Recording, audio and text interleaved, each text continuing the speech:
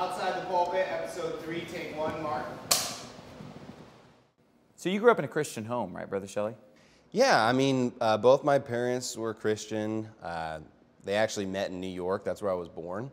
And they were actually raised Assemblies of God, but I never really was raised in an Assemblies of God church. When I was pretty young, we moved to the Dallas-Fort Worth area, and they took us to just a really big, non-denominational, church, kind of a fun center type of a church. And, the one thing that I can say about that movement that I liked is the preachers were actually pretty hard in their preaching. They preached really with a lot of animation, a lot of zeal. So they weren't really preaching a lot of doctrine, but they would kind of preach hard against sin sometimes? Is that Yeah, I mean, they were preaching that we should be sold out for the Lord and we should, get sin out of our lives. And, they wouldn't hit on touchy subjects, that's for sure. Right. But they were definitely preaching, feel-good messages and inspiring, uplifting messages. And I would always go to the Sunday school, and in the Sunday school area, they always gave the invitation to be saved. They were always preaching, that we need to believe in the Lord Jesus Christ, His death, burial, and resurrection. And as a very young age, at 5, I came down and I prayed and I accepted Christ as my Savior. And the interesting thing about that day is that same day when I went back home, I actually lived adjacent. The back yard was connected to our neighbors behind us. And so it was just a fence between us. And these two twins are about my same age. They lived right behind me. And so we played every single day. And I was over in their house, and I was jumping on the trampoline. And I was compelled. I was like, I need to tell these guys, about the gospel. I need to get these guys saved. Right. And so I just started preaching to them like, hey, we all deserve hell, and we need to believe on the Lord Jesus Christ, or we're going to go to hell when we die. And I ended up getting one of the twins there to, agree he needed to be saved, and I ended up praying with him. And the other twin, he was kind of skeptical of what we were saying. And I don't feel like I was necessarily completely in the spirit there, because then we started making fun of him, like, hey, you're going to go to hell, we're going to heaven. But then we ended up actually convincing him that he needed to be saved too. But that's kind of like the only real step I had into evangelism at that age. I definitely felt like I had a zeal of God, but not really according to knowledge. So your next soul winning was not for a long time. Yeah, you attempted to give right. someone the gospel. Not even close. I don't even know what I said, back then. I'm sure it was pretty weak, but I raised, pretty much a normal childhood, raised in a regular home. We went to church every Sunday morning. We didn't go to church in the midweek service or in the afternoon. The churches we went to, they'd have multiple services, but the services were the exact same sermon. Right. So you pick one. Basically. Right. Yeah. They would have thousands of people, and so and able to accommodate them in the building, they have to have multiple services just to be able to fit everybody in. Right. They can't have that one service. And so I went to public school most of my life. Actually, when we moved from the Dallas-Fort Worth area to the Amarillo area when I was in the 2nd grade, my parents actually put me in private Christian school. So we were going to a large non-denominational church there, but they had a private Christian school. And I went there for the last part of the 2nd grade. And, I really didn't like it. It wasn't, I felt from an education standpoint that I wasn't learning anything. And I felt like from a Christian perspective that it was just kind of going through the motions. It was just like a ritual. Nobody really even believed it. And most of the kids that even went to that private school, I never saw them in church. I never saw them in the youth group. And they were kind of like in their own little group. So I didn't really fit in. They didn't really want, outsiders to be part of their group. So you went back to public school? Yeah, I told my parents, they gave me the option. They kind of said, hey, do you like going to this school or do you want to go back to regular school? And I was like, yeah, I wholeheartedly want to go back to public school. You got pretty into sports, right? Yeah, I mean, I really liked sports a lot. I played soccer when I was young for a long period of time. And then I even got into roller hockey. So I kind of played roller hockey. I was on a traveling team and I got to play some of that. And then by the time I was 14 and going into high school, you kind of had to pick what sport you were going to play. And I ended up making the transition to golf. And my dad, through the summer, when he would go to work, he would just take me to the golf course and drop me off in the morning, and then he'd pick me up after work. So 7:30 in the morning, I'm dropped off at the golf course by myself, and then at 5:30 after work. So you just play golf for 8 hours a day? Yeah, 8 or 9 hours. I mean, I'd take a 30-minute lunch break or something. That's crazy. So I would just practice for a few hours. I'd play 2 rounds of golf every single day. I have a hard time just making it through the 18 holes of mini golf. Like that, you know, by the end of that, I'm ready to go home. I mean, I'm constantly just trying to like make up, you know, all kinds of weird games to like play, you know, because I was always playing by myself, and the only people on the golf course. You weren't even playing with other people? No, I mean, the only other people on the golf course are like the 70 and 80-year-old retired guys that are just out there just because they have nothing else to do with their life, so they're just out there. I mean, you know, I'm just basically by myself, just playing. You know, luckily they had a lot of tournaments in the summer, so that would kind of break up the monotony of just going by myself every day. So I get to play in a lot of golf tournaments, but. Yeah, I've never played real golf before, only mini golf. Now did you meet your wife in high school too, right? Yeah, kind of in our junior year, she actually started liking me, but she was nervous because she was taller than me, so she wasn't sure how she felt about her feelings, but I didn't even know this. And then we ended up having a bunch of classes together our senior year because I did the show choir and the chorale, and she was always in the choir and that type of stuff. We were both into the high school musical, and she was the female lead, and I was like the second male lead. But our characters had this kissing scene that was in the musical, and in the practices, finally our director just says, all right, no more fake kissing, we have to do the real thing, we have to practice for real. And so it's supposed to be just kind of an innocent like little peck or something like that, but there was a lot of pressure, you know, from all the guys. They're like, oh, you got to lay one on her, you know. And in the scene, my wife's character, she's supposed to be the one that's supposed to be aggressive and like kind of approaching me. But I was just kind of nervous about the whole thing. And so when I came out on stage, I just kind of like went right up to her and I just laid one right on her. Just go big or go home, yeah. Huh? I mean, we weren't even dating or anything. We didn't even say that we liked each other, but I just kind of laid one on her and she just like pushed me away and was like, ew, gross, and like kicked me in the shin with her like boot. And it was kind of this big deal. She loved it. Yeah, that's what everybody said. They were like, Jonathan kissed her and she liked it. And she was just putting on a show because she was embarrassed. Yeah. Know? Does she admit it now or no? No, she acts like she didn't like it back then, but I don't know. A few months later, we started dating, so. Yeah, exactly. And you know, our first date, we had a show choir gig, and we actually sang in a Mormon church. So we had a gig in a Mormon church. It was really creepy. But right after, I was like, hey, you want to go to dinner? So we went to dinner, and then we just started dating. So that was the first date? Yeah, we went to like Olive Garden. Oh, okay. And she ordered something off the kids' menu. But no, we started dating, and we were pretty serious, but I had this idea in my mind, like, you don't get married until after college. So we dated for a very long time. We dated for like 5 years. And then right after we graduated college is when we ended up getting married. So you graduated from college, you got married, and what did you study in college, and what field did you go into? Yeah, so it was a big day because I had just gotten married, and then I started my first job, and I basically quit playing golf. So I had studied business management, and that's a worthless degree. I don't recommend anybody getting that degree. It basically gave me no skills. So you don't think it's going to help you pastor? Well, you know, Maybe? I think all things work together for good. Right. There's a lot of things that you can gain from any experience in college, as far as just general education or life lessons. But as far as having applicable skills to the workforce, I had nothing. Oh, okay. So I just started working for Wells Fargo Bank. That was the only thing I could find was working for a bank. Yeah, I was a personal banker. Oh, okay. So I did like sales and that kind of stuff. And I hated it. I mean, that place was one of the most fake places that I've ever worked for.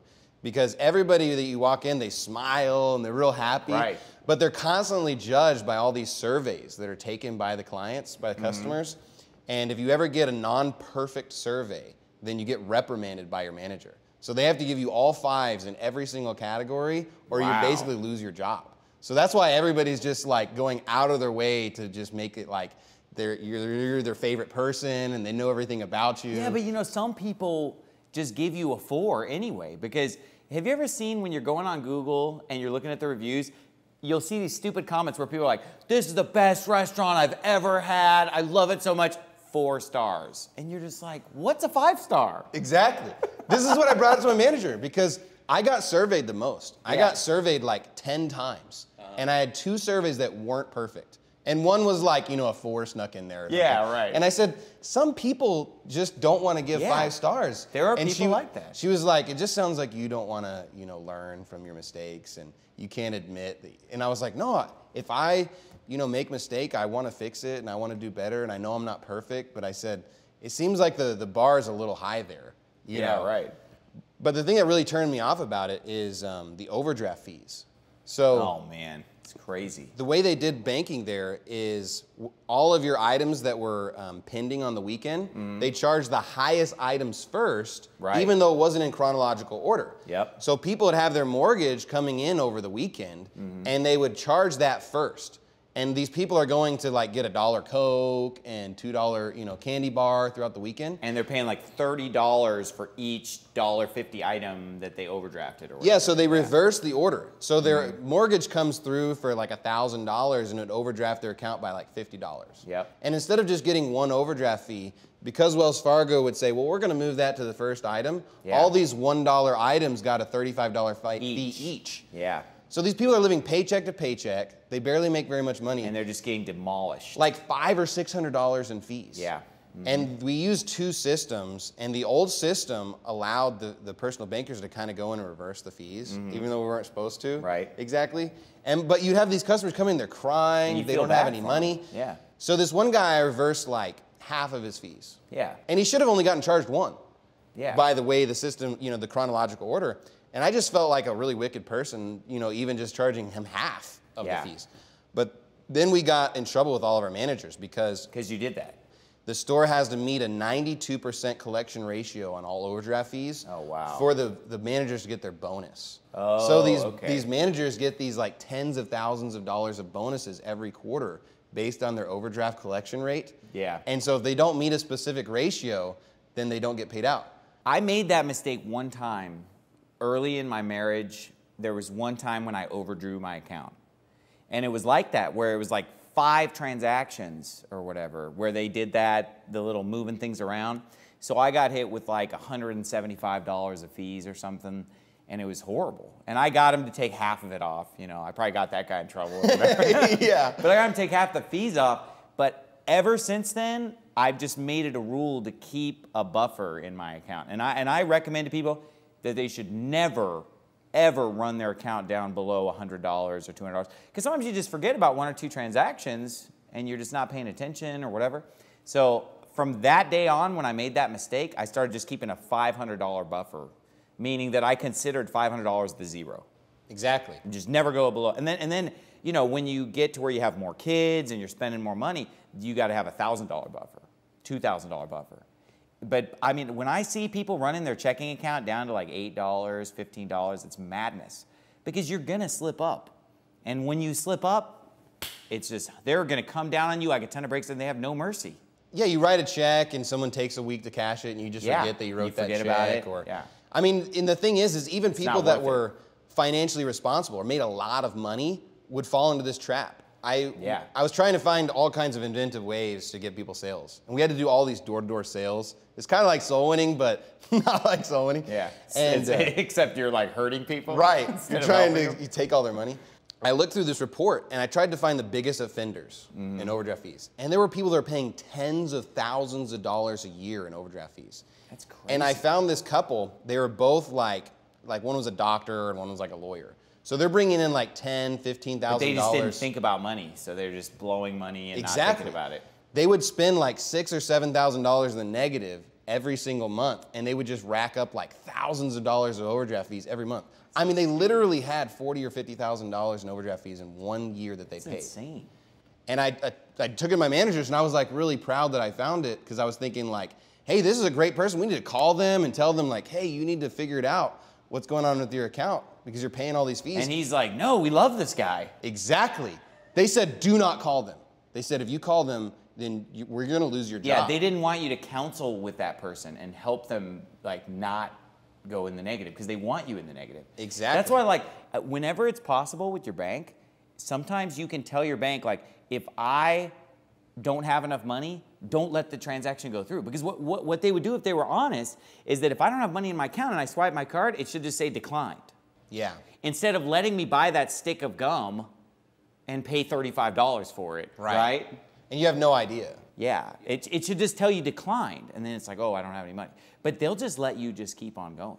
They'll just let you keep on going because they're just like, well, and even if they don't collect it from you, they just sell it to a collection agency for 50 cents on the dollar, even though it's all just plain money. Well, it's a good lesson for pastoring the church, too, to always keep a buffer of money in the bank. Because we are at Faithful Word, and when you're turning over a lot of money, you got to have a big buffer because it's not worth it. You'd rather just have extra money in the account, one overdraft fee, and it multiplies and compounds. It's not worth it. So, you know, I only worked there for a few months. I really couldn't stand it. And I ended up working for another bank, but I worked in a different department. I didn't do sales. I did like credit analyst work. But I really wasn't happy. And I ended up deciding I needed to make a career change. And I don't know exactly why, but I realized that my position had no tangible skills. And that if I were ever to move, I'd be like starting over in my career. Yeah. And so I thought I need to get a job where no matter where I move or no matter what I do, I could have a good paying job. Yeah. That it was more skill dependent. So I ended up going back to get a master's degree. And I was getting it in finance and economics. And man, I just did not like economics at all. It's studying all these failed, you know, philosophical viewpoints. Did you read Wealth of Nations by Adam Smith? Yeah. So you have to read all these Keynesian economic models and all these things. And they're all failed plans. But I ended up considering computer programming as well, and we were going to a life group, me and my wife. And so one of the guys that was there, he said, hey, if you really want to, you can come work for us. So I had no experience, no ability to do any programming, and they just brought me on and basically taught me how to do computer So that's how programming. you got into computer programming? Yeah. See, I just assumed when you said you were a computer programmer that you must have studied that in college. Nope, didn't study it at all. I didn't know anything. Yeah, because Pastor Dave Berzins, he went to college for computer programming, and that's what Right. he does. So you actually just got on-the-job training. Yeah, I had a lot of pressure because I felt like I had to make a certain amount of money in order to afford kids. And we hadn't had any children yet. Right. And so I knew that we were wanting to have kids, and I was like, I need to have a better job. So that was kind of the motivation to even really look for a different job. And then we ended up having our first son, Clayton. You know, we went through the traditional hospital route with Clayton, and she ended up getting induced. And, you know, it was kind of a bad experience because she ended up getting the epidural, and since she couldn't feel it, you know, she ended up going into labor and was actually going to give birth to our first child. But because the doctor was not there, they made her stop. And I know that if she hadn't had the epidural at that point, that it wouldn't even been possible. You wouldn't be able to stop. Because I saw all of Clayton's head. Like he was crowning. Yeah, that's literally. so weird. And they're like, wait, we got to wait for the doctor. So we wait 30 minutes for the doctor to show up. Yeah. And then she has to go back through it all again, and she ended up tearing and having, you know, man. I mean, it was just this horrible experience. And so we were pretty much convinced that, you know, there was something wrong there. But we still were going to go through the hospital route with our second child. Yeah. But as I was listening to more of your preaching and kind of changing my mind about a lot of different things, we had already decided we wanted to do a home birth. But we had paid for the doctor. So we were like, okay, we'll still go to the hospital, but I'm going to be on top of this thing. We're not going to let this happen again. Well, we go to bed, I think it was a day before her due date. And there was nothing unusual. I just went to bed at like 11.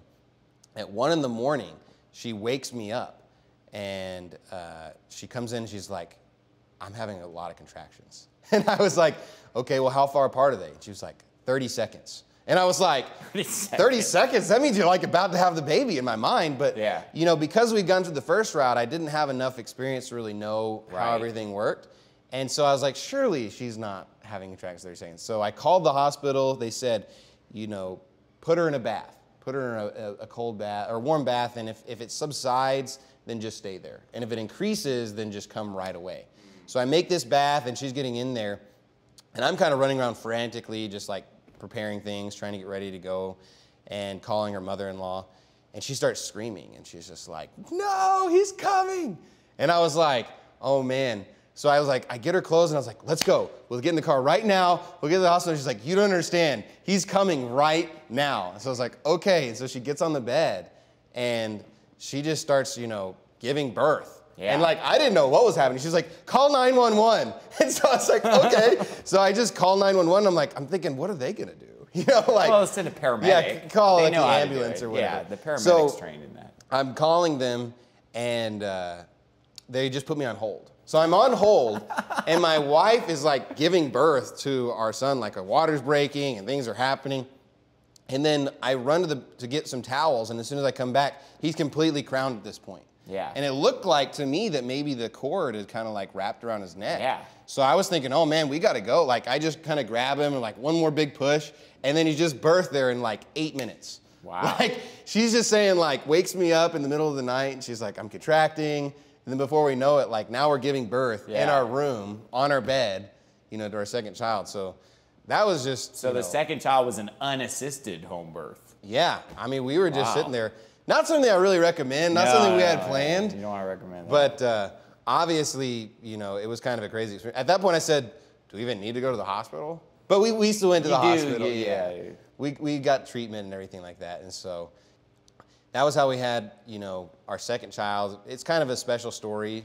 You know, my mother-in-law, she walks down the hall because she was expecting to just wait there at the house with our first child while we went to the hospital. And I walked through the hall and she's like, she already had the kid. And she was like, oh, what? And then she kind of came in, and we had 3 police officers show up. We had 2 paramedics show up. So it was kind of like a madhouse in our house, and we just took the ambulance, you know, up to the, up north to Amarillo, because it was about 20 minutes away. Mm-hmm. So my wife was actually raised in a Southern Baptist church, and I was raised in this non-denominational church, but I thought it was the best church in the world. You know, I was convinced that this was, you know, where I was supposed to be and that it was really great. And I'd talked to my wife and I said, you know, if you want to marry me, you know, you have to come to my church. You know, wherever I decide that I want to go to church, you have to go to that church. And I said, I'm not even interested in moving from this area because I think this church is, you know, like one of the best churches. And so she ended up coming with me to my church. But, you know, my church was far from the truth. I just didn't realize it. And I always tried to help out. I actually worked in the church nursery at that church for about 4 years. In the nursery? Yeah. So they put dudes in the nursery? Well, it was mostly women that worked in the nursery. Right. But they allowed a lot of the young teenagers to work in the nursery. Okay. And there was all these young guys that I was friends with, and they just all worked in the nursery. And like, it's so cool, man. Like, you got to work. Animal crackers, Yeah. Kool-Aid. That's it. You know, they had big programs. So like, I worked in the 4 and 5-year-old group with these other teenage guys, and you know, we would just do all kinds of stuff. We'd play baseball in the kids' rooms, and So it was just a lot of games and singing and fun. So for them, it was more fun than sitting in the church service, basically. yeah, we would just go and we even got paid. I got paid to work in the church nursery. It was a weird experience because other than those guys, everybody else that worked in the church nursery didn't go to church. Like, they didn't even go to our church. They just never went to only the service. came and worked They in the only nursery? worked in the nursery. And they would be asking me like, hey, do you want to get high after after we're done working? Good night. I'm like, So it's like these people are dropping off their 4 or 5-year-old with just strange teenage boys that are getting high. They're not even interested in church. They're just there for the money, the crackers, and the party. I mean, it was bizarre. Wow, that's weird, man. And even some of the women that worked there, they didn't go to our church. And this one divorcee, she had like 3 kids. She was like on the prowl on all us young guys. Like, it was weird. And I'm not joking. She was like 33, you know, or something like that. I think her husband was like in jail or something, and they'd been divorced. Well, she ended Sounds up, like who I want to drop my 5-year-old off with. she ended up convincing one of the young guys. They ended up getting married when he turned 18. No way. Not joking. Like, she was constantly on the prowl on all the guys. It was such a weird thing. And you're telling your wife, like, this is a great church. You know, you gotta come You to need to my be coming to church. this. Yeah, This they had makes some the Southern issues. Baptists look a little better, huh? Yeah. Obviously, they had some that's issues. funny. I never blamed like the leadership for that. For some reason. Because when that's all you know, you probably just thought it was just how things are. Yeah, I thought they must not you're know young. this. So after that, you know, I started working in the youth group. I really liked working with young people. I felt like they did a lot of fun stuff. Right. But the youth programs were very hot and cold. They would kind of gear up and a bunch of people would come, and then all of a sudden they would die down because the main pastor would be doing something he shouldn't be doing or something weird. And I even went to the Sunday morning service and was helping with the youth group. And the main guy, he wasn't there a lot of the weeks, so the second guy was in charge. And instead of actually preaching, he would just show videos. He would just show like a YouTube clip or something. And this one week, he decides to show this YouTube clip, and I'd never heard this guy. He shows this YouTube clip of Rob Bell. And I'd never heard of this guy. He wrote this book called Love Wins. Yeah, he's a total And so fag. he promotes this like video about how, you know, you've heard that it's been said that you have to believe in Jesus or you go to hell. But if that's true, then God's not really loving. And obviously that's not the God of the Bible. And they play this in your church? Yeah, they didn't preach. They're just playing this video. That's what he's famous for, is like saying that everybody's saved and there's nobody's going to hell. Love wins. Love wins and all that, yeah. So I'm sitting here blown away because I'm like highly offended. I was just like, what? This is like contrary to everything about the Bible. Yeah, I was offended even if it was a good video. Like I already didn't like it. And so I was kind of getting frustrated with the youth group, but then they just shut it down. And they just like, well, this guy is going to move or something worked out. So they just had no youth group. Then they had another guy come in and I started getting involved again and they did life groups for the kids. And so I was like, well, I'll just, do a life group. So I ended up having what they did, a basketball group. Because all the life groups, you had to have this like edgy, like a cool theme. topic. Yeah. So we went to, they had a big gym and we would just play basketball and I did like a 20-minute sermon, maybe in the middle of the group or something like that. And in this process, kind of through this process, I was really becoming more and more zealous and more wanting to study the Bible and actually know what I believed. And so I was kind of researching a lot of different things. I ended up finding online a debate between Ken Ham and Bill Nye. And I'd kind of like made it up in my mind, like this is going to be a big debate. Like everybody's going to watch this thing. Didn't this just happen just a few years ago? It happened in 2014, February of 2014. Yeah. But they had been announcing it for like a year. Like they put out their first billboards and all these things. So I actually watched it. Oh, really? Yeah. Okay. So like in 2013, I was like studying. I was like, who's this Ken Ham guy? I've never heard of him. I was like, I hope he's good. Because I started realizing a lot of these Christian apologists and evangelists, they don't actually preach the Bible. They're heretics. And so I started looking into his ministry, and I'd never heard of young earth creationalism in my life. And it really blew me away because I thought, there's so much the Bible speaks about this topic. Like, how have I never even heard of it? And even though Ken Ham's really liberal and I don't actually agree with his ministry or anything, at the time, just the fact that the Bible actually spoke about these topics and the truth from the Bible was just blowing me away. And I saw a comment on YouTube. It said, hey, you need to check out Kent Hovind because he's way better. So I started really getting into Kent Hovind. He was way better. Only used the King James Bible. Was a much more intelligent person. I ended up watching like every single one of his videos. And that's where I really made the transition where I changed a lot of my viewpoints on doctrine. I became King James only through this time because I'd been using an ESV Bible for that Bible study group that I was doing with the kids. And I had written this sermon and I'd made this really good point. And as I was using like some other version to prepare my sermon, but then when we were in the group and we were using the ESV, it said something completely different. It was gone. Like the whole point I was trying to make didn't even exist in that version. And so it kind of blew me away. I was thinking like, what's wrong with this ESV Bible? It's so different. So I was pretty, open to the idea of like, what's going on with these Bibles? And as soon as I saw like Ken Hovind say, I only use the King James Bible because the other ones have errors, I immediately was like, yeah, it's obviously the King James Bible. Because these other Bibles are saying like Elhanan, the son of Jehoiakim, slew Goliath. And they're saying they have all these contradictions within themselves. And I just was like immediate King James only. So from that point, I started researching just the King James only position. Because the thing that surprised me is whenever I would approach family members or friends about that viewpoint, that they just didn't even care. Or they just thought it didn't even matter. And it really kind of blew me away, their apathy. So I was trying to figure out like what's the best way to explain it and like what's all the arguments. And I started listening to a lot of Sam Gipp and James White.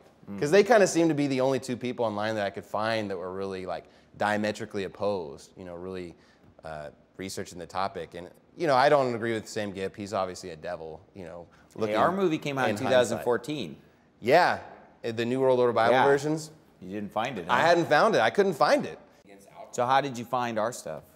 Well, it was through James White. Because he had made a response video to Sam Gipp, like saying the King James Bible's archaic, and there's all these words that we don't know. Like he would say a doe, right? As opposed to a dude. Choler. Exactly. So I found a video by this guy saying response to James White's response to Sam Gipp or whatever, and it was you, and you like were pointing out how he's just mispronouncing all these common words, and then he was attacking the fact that he's saying the King James Bible was like Middle English or something. Yeah. And so you quote like Beowulf. For Old English. Yeah, for Old English. Yeah, because Chaucer is Middle English and Beowulf is Old English. And he was saying like it's Old English or Middle English, and I was explaining how the King James is actually Modern English. Exactly. Yeah. So it really blew me away that you had like quoted this like old, passage from Beowulf. So I just started listening to some of your sermons, and I mean, it really blew me away because I'd never heard anybody preach so much Bible. And that was what I was seeking for so much. Me and my wife, we were trying to get involved in life groups for several years. And we'd always go to these groups, but they never opened the Bible. I mean, they're using other books that were about the Bible, or just things about topics like marriage or raising a family would be the group's focus. It was never opening the Bible. And I kept saying, like, we would try group after group after group. Some groups, they would just watch a video. Some groups would only fellowship. And you were hungry for the Word of God. So I was like, I'm going to find the most hardcore, like, Bible study group. And they had the, like, second main pastor of this, like, 10,000 person church had a Men of the Word group. So I'm going to, and they would do line by line, supposedly, through the Bible. That sounded great. Yeah, but they would everybody used every other version. So somebody's using the NASB, somebody's using the ESV, somebody's using the Amplified. So it was like this mad gab that we would go through, and I wasn't learning anything. It was really frustrating still. And I approached the guy, and I said, hey, what do you think about the King James only position? You know, the fact that the King James is the only Bible. He's like, I've never heard of that. And I was like, it already was really frustrating me because I thought, you've committed your whole life to serving God and like studying the Bible, and you're not even aware that people have different viewpoints on the different versions. That really kind of like, I thought I would have more respect for a guy that at least had a viewpoint towards the King James position rather than just being ignorant of that position. And so I kind of explained the King James position to this guy, and he says, that's the most ignorant and foolish thing that I've ever heard. Wow. And at that point, our conversation just kind of was like, you know, I don't know what to say to this guy. You know, I was giving him a ride to lunch, and I was just like, all right, get out, you know. And then I never went back. And so I was just trying to, you know, find truth, just trying to seek more things. And I had changed my viewpoint on a lot of doctrines at that point. And I'd kind of been convinced that my church was right on the gospel because they gave lip service to it. They would say, you know, it's just by faith, it's a one-time event, you can't lose your salvation. But at the same time, they would say, well, if you're practicing sin, though, did you really believe? Right. And so they had all these caveats for lordship, salvation, all those type of things. But I think it's still possible for people to get saved in these liberal churches, but just not through the leadership. Yeah, just through the right worker. Because, you know, even in a super liberal church, the pastor might not even be saved. Some of the members could be saved. Because I know, like, when we were independent fundamental Baptists, when our church went bad when I was a kid, it was like everybody went over to the Fun Center church. So they were from an independent fundamental Baptist church, but when that church fell apart, a lot of them just ended up going to the liberal church. So there are saved people in these fun centers, because when you go soul winning, you'll run into people who go to these fun centers that give all the right answers on the gospel. But then when you talk to them, usually they're like, oh, I used to be Baptist, or I was at a Baptist summer camp, or they'll quote you the verses from the King James of how they got saved, but then now they're at some super liberal fun center. So yeah, you can get saved if you have the right person dealing with you, if you have the right Sunday school teacher, altar worker, or whatever, right? Exactly. I mean, it really kind of, in hindsight, things just, you know, I kept opening my eyes. It was like the scales are falling from my eyes, as it were, about a lot of things that I was raised. And my family really didn't agree. My family, you know, wholeheartedly thought I was, you know, going off the deep end and kind of apostatizing, as it were. I'm the apostate of the family, as it were. Do they still kind of feel that way? Yeah, I mean, my whole family, you know, when I talk to them, they're like, hey, you realize you're starting a cult. You realize that you're in a cult. That's what they said about the church you're starting in Houston? Exactly. I even told my dad, I said, you know, when I was talking to my sister, you know, this week, she was like, you realize that the whole family thinks you're in a cult, John. And I said, you know, and she says, I'm starting a cult. And my dad's like, so what's the name of it?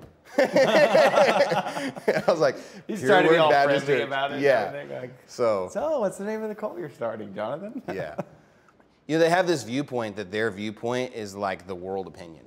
They don't even realize that even though a lot of their opinions are minor opinions or not even what main Christianity even believes, but because they go to this big church, they're convinced that that's what everybody believes. That's how everybody feels. Exactly. Even though in that church, there's no unity. Now, is this that same church where they were playing Rob Bell videos in the youth group back in the day? Yeah. I mean, even in the main sanctuary, this is crazy. In the summer, they would have like a mass exodus. Nobody's coming to church. So in order to try and bring people in, they started doing Hollywood movies for the services. Wow. Like, At first, I thought they were doing Christian movies. Like, what were some of the movies that they played? They did Iron Man, Despicable Me, Captain Phillips. And, you know, they would ruin it because they wouldn't even just show the movie. They would just show, like, clips, and then they would try to do, like, a little bit of a Bible lesson from the movie in the middle. So they just ruined it for everybody. Like, the people that want to learn the Bible, they have to go to this Hollywood movie. And the people that want to see the movie have to get the Bible. They have to get all this commentary and stuff. They'd have popcorn. They had these movie posters with all the celebrities, and you put your head, you know, like, and take pictures and do all this stuff. I was against it. Like, even though I went to this liberal church, I thought it was wicked. And I, like, was condemned by my whole family because I was like, I'm not going to go. And what they're doing is wrong. And I said, if they want to have movies at church, you know, a Christian movie on the, like, Friday, whatever. But to replace the preaching, to replace the sermon with a movie. With just a secular Hollywood and, like, movie? a secular Hollywood movie? I mean, some of these Hollywood actors are known sodomites and just, like, you know, some of the worst filth people, and they're liking them unto Christ. You know, they're Playboy, Iron Man, or whatever. This guy's like a womanizer. I've never seen it. So it was just a weird experience to try and, you know, go through this and realize that everything I was raised was wrong. So once you got online and you started learning more, you're King James only, you're listening to a lot of hard preaching, so you ended up switching to a Baptist church in your area, right? Yeah, so once I kind of realized that my church, I didn't agree with my church on anything anymore, we just stopped going.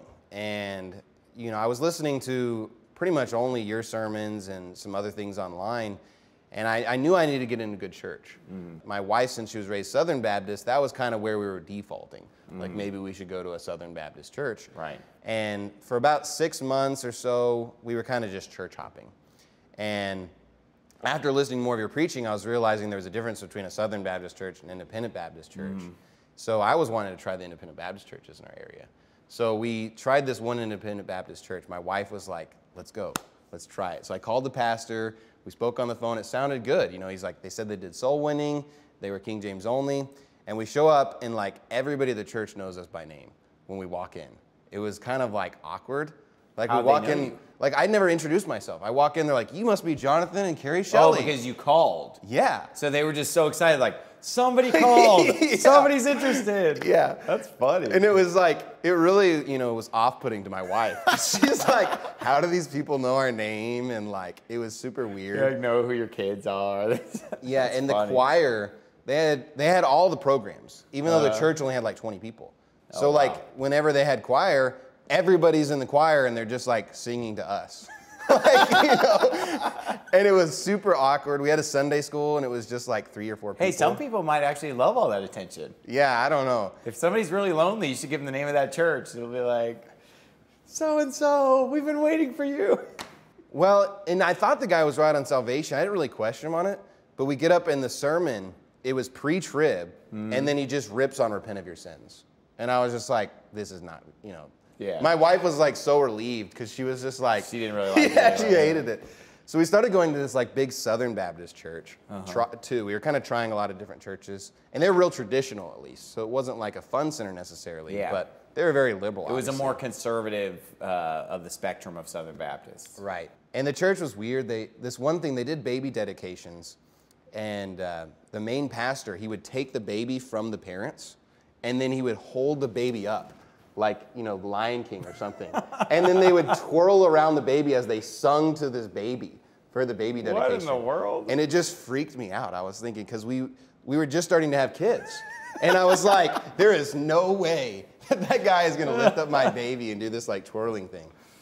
And so we were just at a loss. I felt like there was just no good church in our area. I think a lot of people. I mean, you're in Amarillo. It's kind of a small town, right? There was like 7 independent Baptist churches there. How many people live in Amarillo? It's about 200,000 people. Yeah, that's a pretty small town. It's not like a major city or anything. I mean, to someone like me, I've only lived in big cities my whole life. So. Right. So, I mean, it's not like Dallas or it's not like Phoenix or anything like that. But they had 7 independent Baptist churches, but there was lots of them I wouldn't even try. Like one was like a total Ruckmanite church. And yeah, you don't want a lot of things I didn't want to go to. And the one church that I had considered on their doctrinal statement, they sounded really Calvinist because they're using like perseverance of the saints and total depravity in their doctrinal statement. So I just wrote them off. I didn't even call them or try to visit their church. But the Southern Baptist guy, the pastor, I was trying to talk to him about the King James only position. He's like, you should just try this King James only church. And I said, well, aren't they Calvinists? And he's like, I don't think so. So I ended up calling them. I spoke to the youth pastor at that time. And I pretty much got on the phone. I just said, what do you think about Calvinism?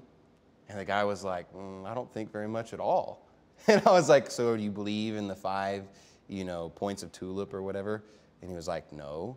And he's like, are you just like trolling us? And I was like, no, I read on your doctrinal statement. I was just kind of testing it out. I was interested in visiting your church. And so I ended up becoming pretty good friends with the guy. And it ended up being a really good blessing just to find a church that was at least King James only. So they weren't Calvinists at all. They just had kind of a weird thing in their doctrinal statement that made it sound that way.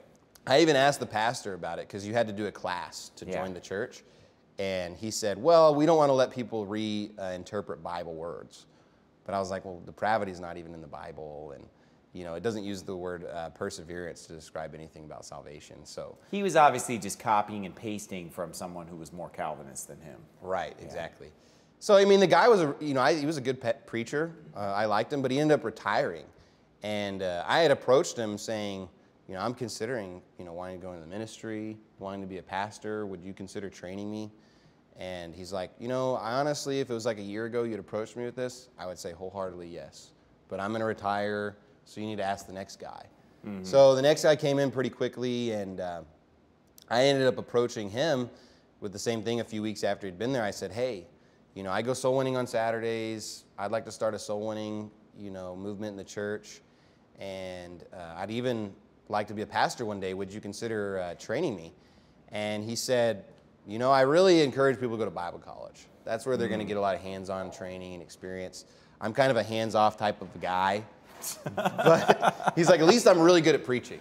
He was saying the one thing I've got is I can really put together a sermon. So that's isn't that kind of a prideful thing to say, though? Or? Yeah, it was a little weird. It was a little weird, yeah. So he agreed, though. And I figured he might because in his testimony, he said that his dad was a layman who got saved through door-to-door soul winning, ended up getting into a church, was trained at that church, and was sent out to be a pastor. So I thought, with this guy's history, maybe he'd be sympathetic to you know, training a guy through the local church. He wasn't. Well, it ended up, he agreed, but nothing happened. Right. Never talked to me. Every time I'd come into him and say, hey, do you need me to help with anything? Yeah. I would go soul winning on Saturdays. Can we get a soul winning program through the church? Yeah.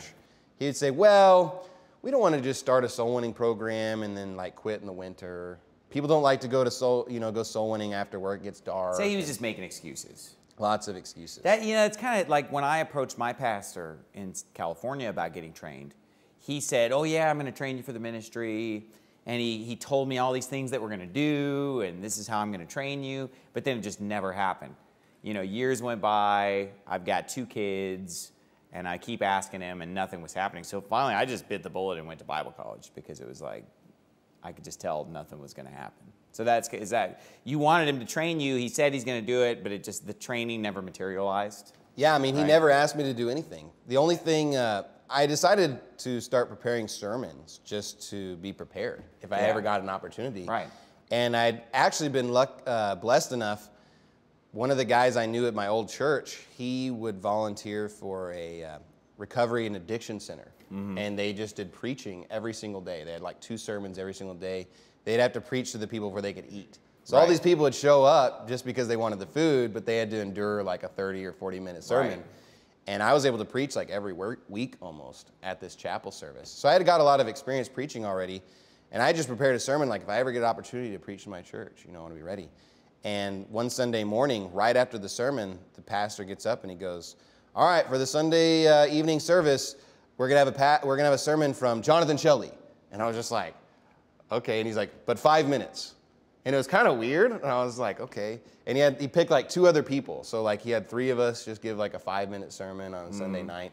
So I just kind of repurposed my longer sermon into something. 5-minute version. Yeah, 5-minute version.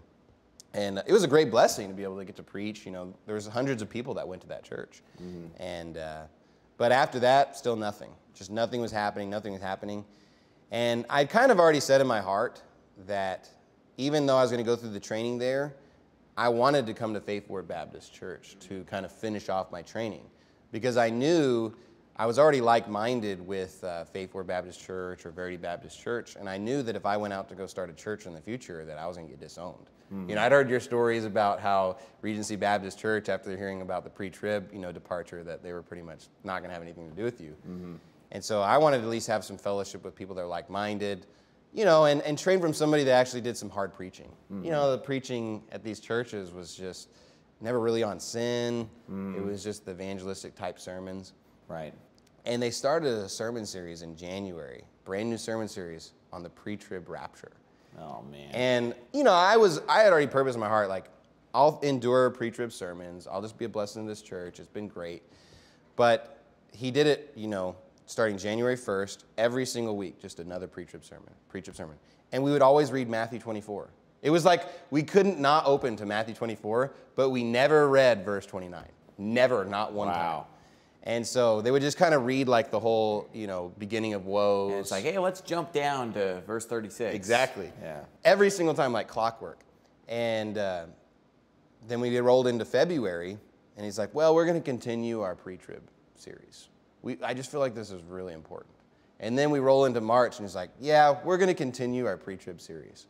And I think at this point, it was just wearing my wife down to like just every degree. And she ended up just saying to me, like, what if we just move early? It was just like a fresh of breath air to me. I just said, let's do it. So we ended up, deciding, like, let's just put it in action. Let's figure out how we can get to Faith Word Baptist Church, as soon as possible.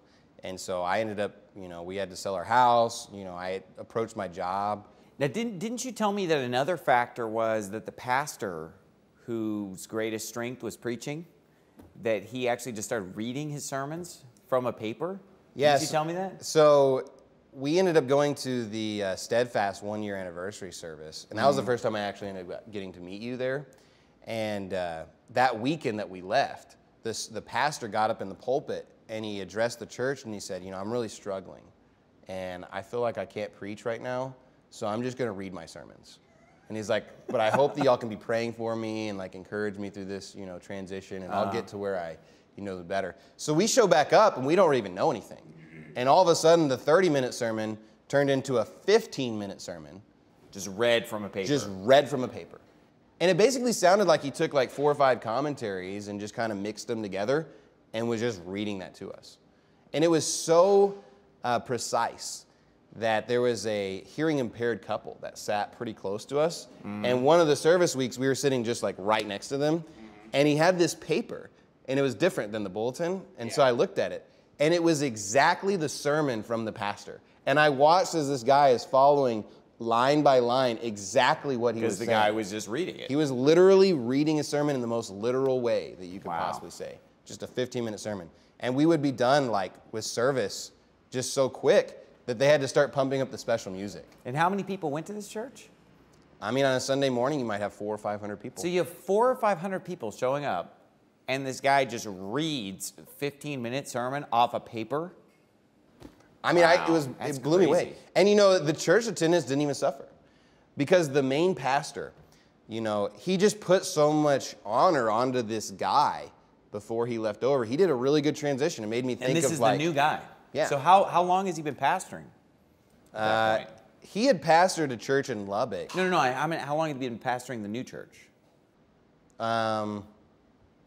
Probably 5 months. So he'd only been there for 5 months, and then he announces how he's going to transition to just reading? Exactly.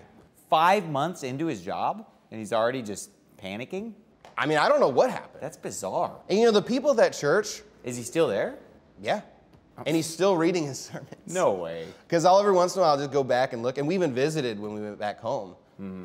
We just went to this service. And he looks up a little bit more. But that he's just reading. It's mainly being read. Yeah. And at most, it's like a 20-minute sermon. Unbelievable. And the thing about those churches, they support 150 or 175 missionaries. So they're constantly having people visit because of deputation or... Oh, so they'll put those people behind the pulpit. Every single time they show up. Yeah. Some pastors are like that. They'll just bring in any missionary because it's just an excuse not to preach. Exactly. Just put somebody else in the pulpit. He'd preach only maybe once a week. Yeah. And it'd be that 15... So we had constant, evangelists and missionaries and just... His friends would come and preach for him because they were really plugged into this Bible college, Heartland Baptist Bible College. Oh, and so they were really pushing the Bible college. They constantly had groups coming singing for our church. And we gave them thousands of dollars every year. But, you know, I mean, the church, it was a blessing because we had no church. Right. And at least they were right on the gospel. At least I could Yeah, invite at least it was people to somewhere this that you church. could go soul winning, go to church. A lot of good people in the church. Or did you say, was there soul winning? Well, they had members that would go soul winning. Oh, okay. But they the didn't have an church official didn't have program. an official program. They had some in the past. And when I talked to the older pastor, the person that had been there before, he said, yeah, we have soul winning programs, and they usually just kind of die in the winter, and then we just kind of pick them back up again. And so, but he's like, but eventually got to the point where it was just me going, and so, you know, we just kind of stopped. And he's like, every once in a while I get convicted enough to just go out there and preach the gospel to somebody. But, you know, you could tell it was from the pulpit, because they would preach these pretty good sermons that would lead up to, like, a plug for the soul winning time, but since they had no program, you know, it was just kind of like really no application. Yeah, there was no call to action. So you ended up moving to Faithful Word. Yeah, I ended up in the end of May, we ended up moving here 2016. So a little over 2 years ago, we made the trek. And, you know, we bought a house online. I'd never visited Phoenix any time in my life before.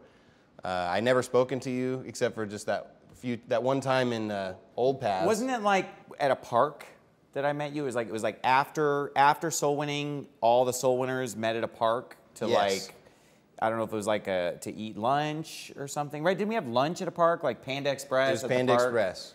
Isn't that where I met you? Yeah, so I met you that one time at Donnie Romero's opening service, but then I also went to Old Pass First Church service. Oh, maybe that's what I'm thinking of. And so after the first push for soul winning, we went to some park and we had lunch. Oh, okay. And so I ended up getting to talk to you. And I told you, like, hey, I'm planning on moving to Faithful Word Baptist Church, going to Phoenix. And you were just kind of like, cool. Well, because I hear that. I hear that all the time. So it's just kind of like, okay. You were pretty nonchalant about it. And I was like, he must get, like, people say this all the time or something. It wasn't like somebody calls our church one time and it's like, you must be Jonathan. Ah. Right, yeah. Well, every time I called, I only got to speak to Tyler Baker. You know, Oh, man. And he told me, he told me all kinds of weird stuff. I asked him, like, hey, I'm trying to buy this house. You know, is there a good area or a bad area to buy in? He's like, every area is the same. You know, there's no bad area in Phoenix. It's all exactly the same. And I was just kind of like, how in a city of 4 million people is like every neighborhood the exact same? Yeah, that's and not just true like, at all. I mean, it really kind of blew me away. So I bought this house and I was like, we're just going to make it work. And so we ended up moving out here, and I mean, everything was great. Everything worked out. You know, it was kind of like, it just felt like God's hand was on it because, you know, we sold our house without even showing it. I was kind of nervous because I had tore out the entire bathroom of our house. It was just gutted, and I was going to redo it. And I told somebody I was moving, and he's like, I know a guy that wants to buy your house. And I said, okay. And so I just called the guy up. He's like, yeah. He comes over, he looks at the house, and I kind of gave him a price, and he was like, let's do it. And he's like, and don't finish the bathroom. I want to do it. Wow, So, that's great. I mean, no inspection. It was a cash deal. He So says, God was just blessing you. I was just like, he just That's said, great. set the date. And I was like, okay. So we just set the date. We That's moved. awesome. It was like the smoothest transition. And we came out here, and really it was just a great blessing. I approached you like, I think either the first weekend or second weekend, and I said that I wanted to train to be a pastor. And you said, what's your timeline? And I said, 2 years. And you're like, if you prepare yourself and you meet all the qualifications, I'll send you out in 2 years. And so, and there's so much opportunity at Faithful Word Baptist Church that anybody that just wants to, I mean, they're going to be able to serve the Lord in a lot of great ways. Yeah, And you so, got a lot of training in 2 years. Yeah, I mean, there was more stuff I could have done if I had, had more time or more ability or energy. And so, it's been a great blessing to be here. I changed my whole life, really. And, it gave me a lot of perspective because my wife, she was kind of more of a godly person than I was growing up. She was a good example to me on a lot of things. But as I was kind of going through this transition, I kind of got to turn the tables on her just a little bit to where I was trying to, seek the Lord and do these things. And we were kind of edifying one another. You kind of came into your role as a spiritual leader, is what you're saying. I feel like she saved me, from just driving off the cliff. Yeah. And then I was, able to kind of bolster both of us on Take tightening her up. to the next level. Yeah, you know, we kind of edify one another, and so That's kind of like the opposite with me and my wife, because like, you know, she was obviously unsaved. I won her to Christ, but then she's actually shown me some things over the years and taught me some things over the years, you know.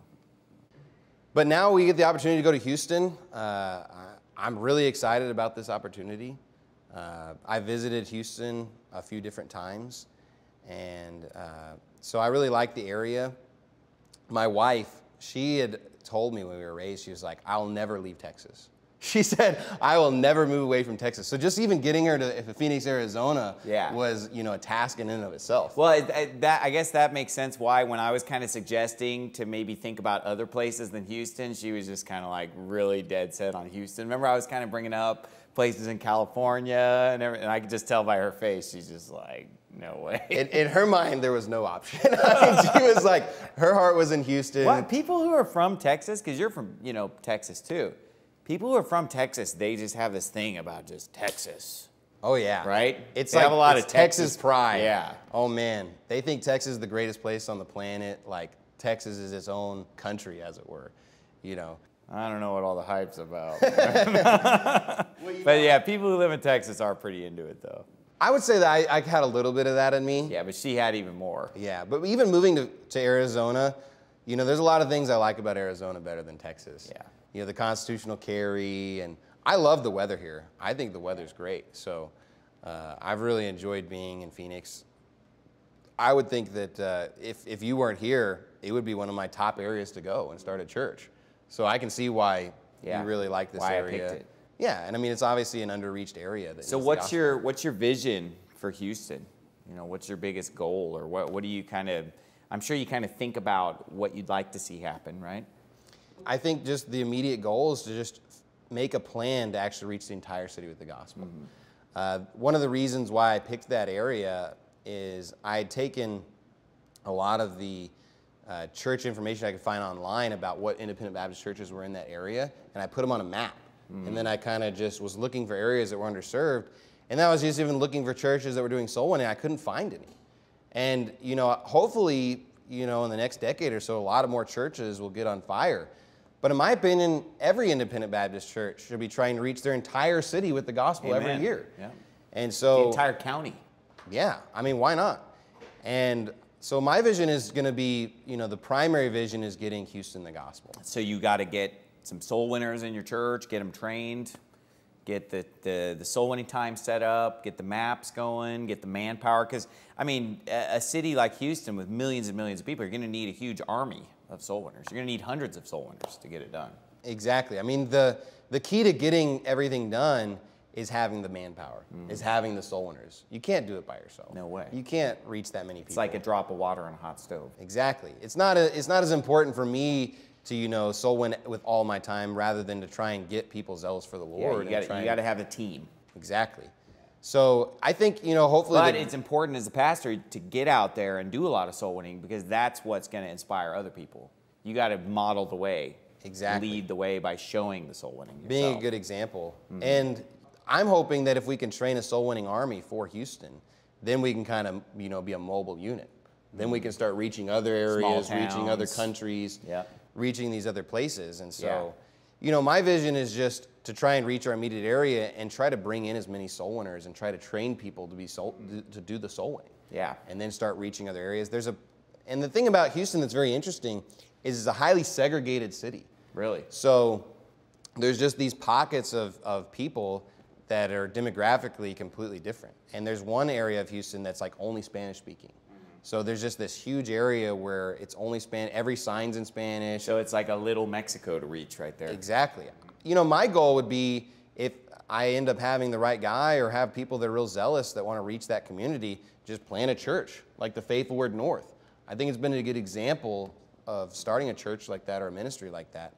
And so having a guy over there and just have a Spanish service, like it's Spanish service all 3 weeks. Yeah. You know, and so I don't think there's very many zealous independent Baptist churches that are having Spanish services only in America. And there's, I think, 2 million people in the Houston metro that are Spanish speaking. Wow. So that's a really underserviced area that's not getting good doctor. Now, you just started learning Spanish, what, about 9 months ago or something? Yeah, I mean, I had taken Spanish classes in high school. But you got serious about it about 9 months ago, right? Yeah, I could say hola and Yeah, but different things like that. no, but I mean, you picked it up pretty fast, though. Yeah. Because I think you told me you spent about 6 months studying, and then you came with us on the Mexico missions trip, where we don't allow any English. So even at the restaurant, right, all the fellowship was in Spanish. On the drive, so you were basically just immersed in Spanish for 3 days. And I think you were probably the most beginner on the whole trip, as far as your Spanish was the most rudimentary. But you were able to hang with us for 3 days. And didn't you win somebody to the Lord?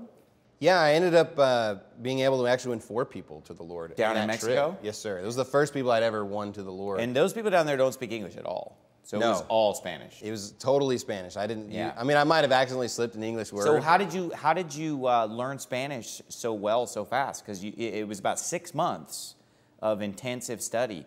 What did you do? Well, I mean, you really inspired me with the Duolingo stuff that you. So was you were always Duolingo your pushing. main thing? Yeah, I would say that was probably the main thing. Well, it shows that Duolingo works, man.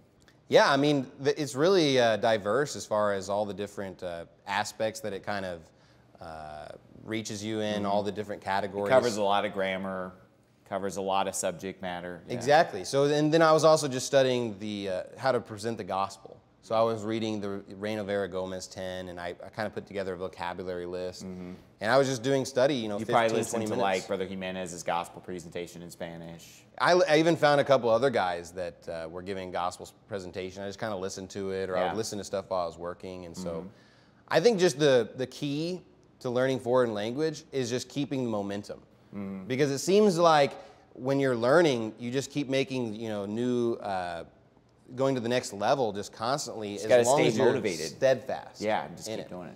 And just trying to talk to people. Did you talk to people at Faithful Word to practice as well? Or? Yeah, every service there's people in our church that speak fluently, and so I would just try to go up to them, and I have the same conversation with every single person, but at least it was kind of giving me you're practicing the what framework. You know. Yeah. Exactly. And so I think the key is just to do it every single day if you're really serious about it, and just forcing yourself to have conversation. Right. Because that's where it really imprints into your mind. Yeah. And kind of gets certain phrases and certain things and conversational pieces, and you'll start remembering things that you didn't even know that you had back. Yeah, because the Duolingo is great, but you have to then transfer the theory and into the practical of actually using what you've learned. So I think that's the two-pronged approach. You do the Duolingo every day, and then you talk to the natives with whatever you know. Even if it's just the same conversation with 5 people, it really helps. Exactly. And one of the things I even did that they don't necessarily say, but every single phrase that came on the Duolingo app, I would just say out loud. So even though it might not be one of the questions is one where I have to speak into it, right? I was just saying it with them. So whether that was the activity or not, you would just do it out loud. Yeah. That's like when I read the Bible in Spanish, I read it out loud. Because it's just something about the words coming off your tongue. It really helps. Exactly.